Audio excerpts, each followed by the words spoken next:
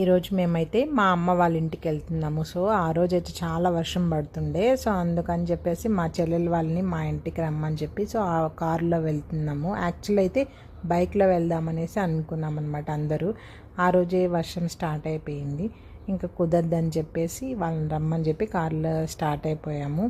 ఇది వచ్చేసి కాణిపాకం క్రాస్ అనమాట. అక్కడికి కాణిపాకం వరసిద్ధి వినాయక టెంపుల్ ఉంది కదా, సో అక్కడికి వెళ్ళొచ్చు. విఘ్నేశ్వర స్వామి టెంపుల్ ఇది వచ్చేసి కాణిపాకం వెళ్ళే ఆర్చ్. అట్లా రైట్ తీసుకుంటే కాణిపాకంకి 10 minutesలో వెళ్ళిపోవచ్చు అనమాట. మీకు అందరికీ తెలిసే ఉంటుంది, దగ్గర ఎవరైనా చిత్తూరు దగ్గర ఉన్న వాళ్ళైతే. చాలా బాగుంటుంది అది టెంపుల్. మా సైడ్ చాలా ఫేమస్ ఆ టెంపుల్. మేమైతే మా అమ్మ వాళ్ళని ఈ ఊరి నుంచి అయితే మేము చిన్నప్పుడు నడుచుకునేసే వెళ్ళిపోయే వాళ్ళము. ఇది వచ్చి మా పల్లెటూరు అండి. వచ్చేసాము మా పల్లెటూరుకి.